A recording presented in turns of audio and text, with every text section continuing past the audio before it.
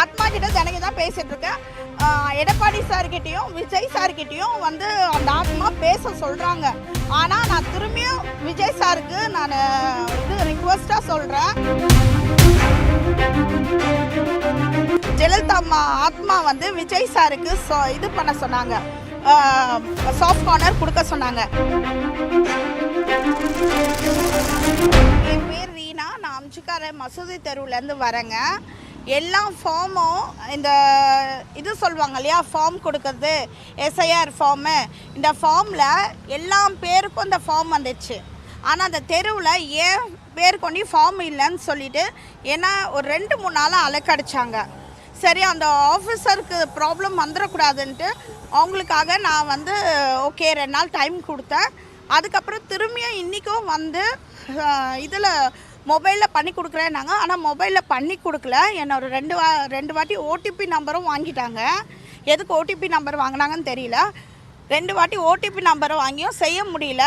உங்களுக்கு வந்து ஃபார்ம் 8 போடுவேன் நாங்கள். நான் சொன்னேன் ஃபார்ம் 8ன்றது வந்து புதுசாக போகிற பிள்ளைங்களுக்கு தானே ஃபார்ம் 8 போடுவாங்க அப்படின்னு கேட்டேன். அப்புறம் அவங்க என்ன சொன்னாங்க, இந்த ஆஃபீஸில் போய் பாருங்கள் அப்படின்னாங்க. அம்ஜிக்கார ஷெனா நகரில் ஒரு ஆஃபீஸ் இருந்துச்சு. அங்கே போய் பார்த்தா அவங்க இன்னொன்று ஒரு ஆஃபீஸ்க்கு அமிச்சாங்க, 8 ஜோனுன்னு சொல்லி. அந்த இடத்துக்கும் நான் போயிட்டு வந்துட்டேன்.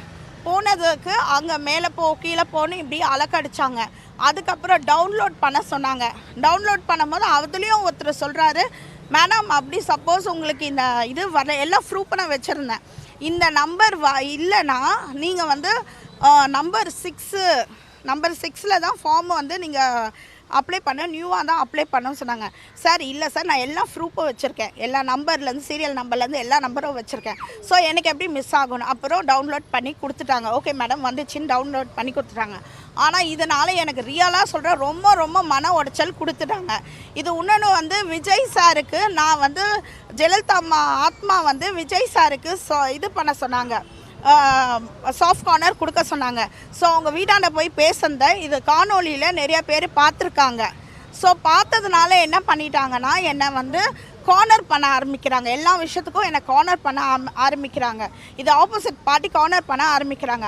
நான் விஜய் சார், நான் இது வந்து என்னோட உரிமை, நான் யாருக்கு ஓட்டு போடுவேன்றது என்னோட உரிமை. அதுக்கு பதிலாக கார்னர் பண்ணுறது அவங்களோட இது இல்லை. ஸோ என்னை இந்த மாதிரி மன உடைச்சலுக்கு ஆளாக்குறது எந்த வகையிலையும் நியாயம் இல்லை. நான் விஜய் சாருக்கு போடுவேனோ இல்லை டிஎம்கே போடுவேனோ இல்லை ஏடிஎம்கே போடுவேனோ அது என்னோட இஷ்டம். அதை விட்டுட்டு எதுக்கு இந்த மாதிரி மன உடைச்சல் கொடுத்துட்ருக்காங்க?